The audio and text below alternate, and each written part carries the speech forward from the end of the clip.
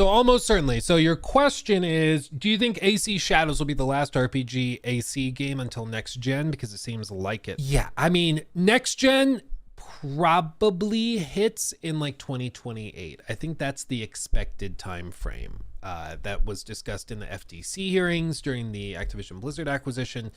And it also just times out roughly right. Generations tend to be 7 to 8 years long, and we're probably looking at closer to 8 than 7 with just how this cycle has played out, especially with COVID kind of skipping the first 2 years. It seems they're kind of approaching like so.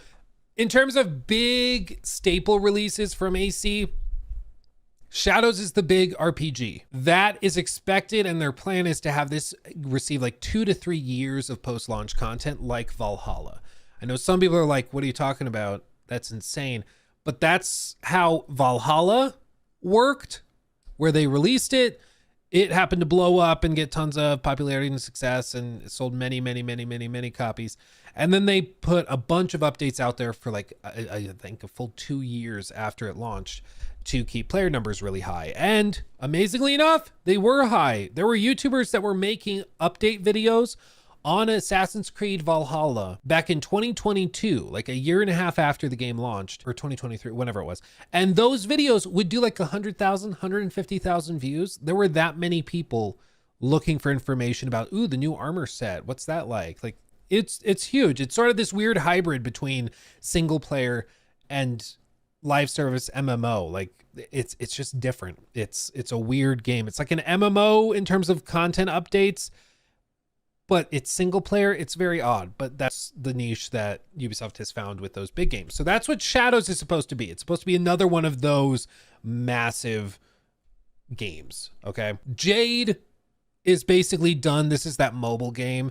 It's supposed to be out like anytime now, but I think it was Tencent, they were working on it, and then they pulled a bunch of devs off to go and work with another team of theirs on a Fall Guys clone, which if you think it's not a Fall Guys clone, it's on mobile. It's literally just Fall Guys, but on mobile, and it's not the Fall Guy like bean people. It's instead like different costumes and bunnies and stuff.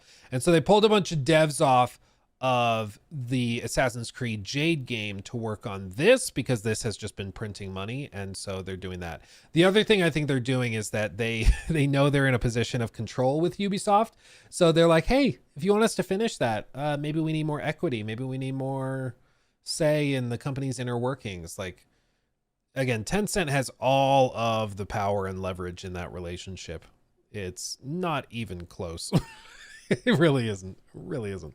But anyway, so that's what that is. The Black Flag remake is being made by the team, predominantly by the team that did Skull and Bones.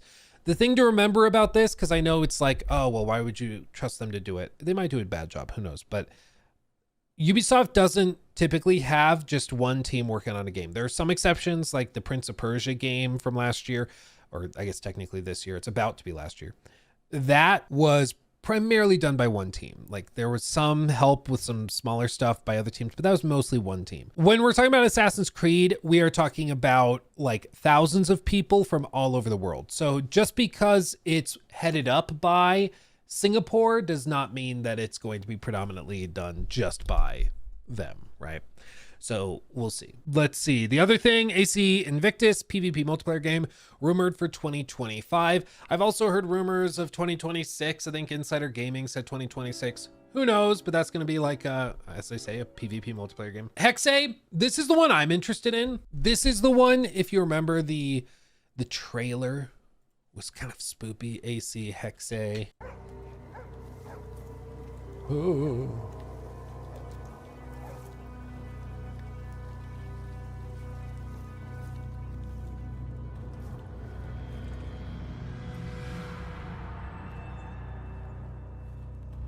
That's the whole thing, the whole sizzle reel, okay?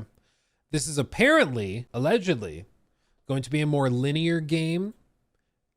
Some people have compared it to, like, in terms of structure, maybe being closer to like God of War 2018, where it has open bits and you can kind of go back to other stuff, but primarily you're going on one path through it. And that's being done by the Valhalla team, the AC Origins team, and the Black Flag team. Okay. Very different from what they've done before, but that's what they are doing. So that's also not a big RPG. AC1 remake expected maybe on like holiday 2027, but that's just speculation because that would be the 20th anniversary. I do think that that lines up and makes the most sense out of all the options, but we'll see. And then other projects we know are coming, but have not, we really just know nothing about them, is Nebula, which has the 3 settings. This is the one that I think goes to like the Aztec Empire, and I don't remember the other 2, but it's going to be pretty wide ranging.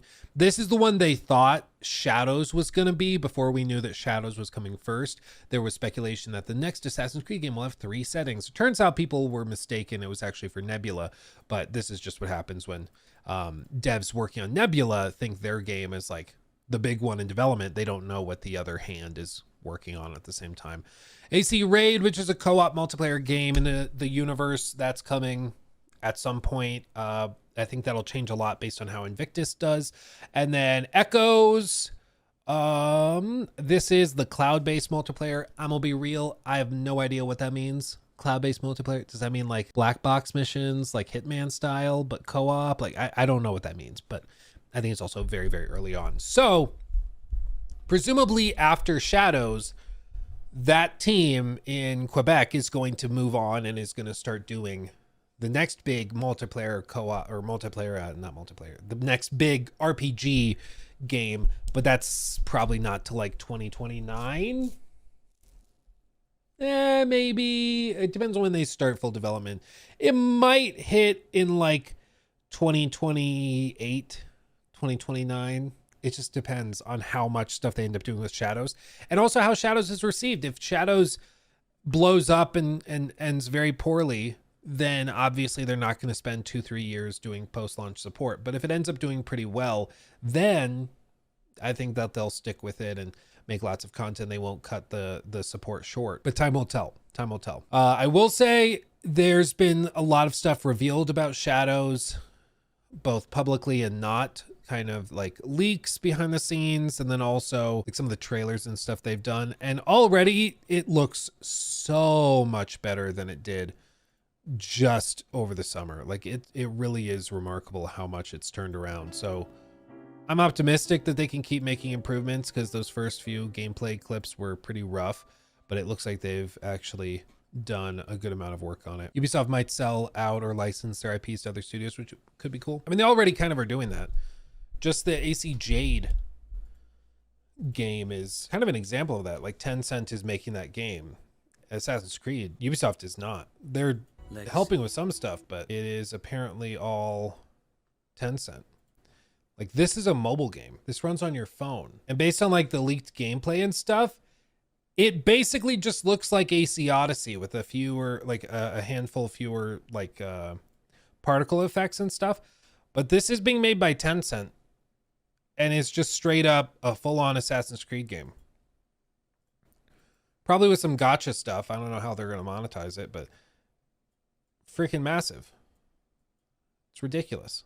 So they're already doing that. I don't think they're bringing it to PC or anything, so I think it's going to be just that. But this is the other piece of it too. This has been my conspiracy theory for a little while. Part of the reason that this might have gotten delayed, in addition to them wanting to work on their Fall Guy ripoff, part of the reason they might have delayed this is because, is there mayhaps a handheld device that this could be a great fit for that will probably be releasing sometime next year? The Switch 2. I would not be surprised at all if they announce AC Jade is going to be a Switch 2 like launch title. Because if you remember the original Switch, one of the biggest problems was we had Breath of the Wild, which was phenomenal. But other than that, like, what was it? It was like snipper clips or something. Like, there really were not a lot of great options in terms of games to play. There really was not much.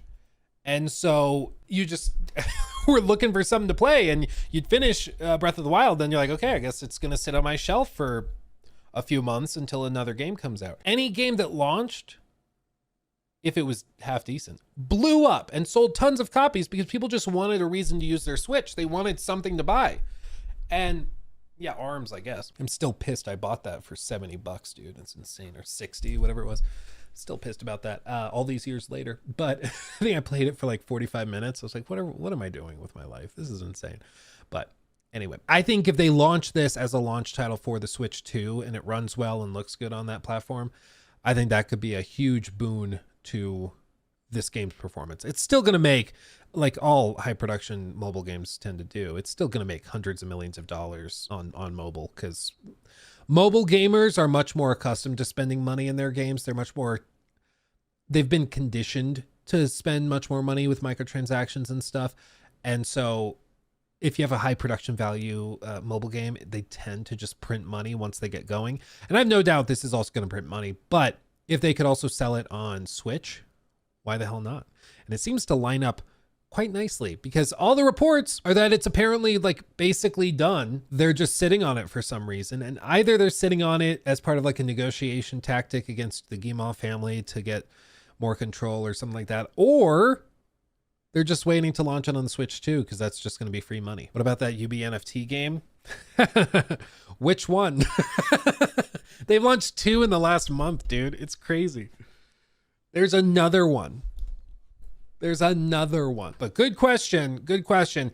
I think though, Karim, that's the big point, is that there's almost certainly not going to be another AC game before, or big RPG Shadows Valhalla-esque game before next gen. Maybe it launches right around the time of next gen and it's a cross-generational game, but time will tell. Ubisoft needs new CEOs. The problem is for them that apparently all of the reporting suggests that Yves, his condition with Tencent taking over more of the company is that he wants to stay in control. And Tencent's like, no, we're only interested if we can not have you in control. And so they're just bickering over that.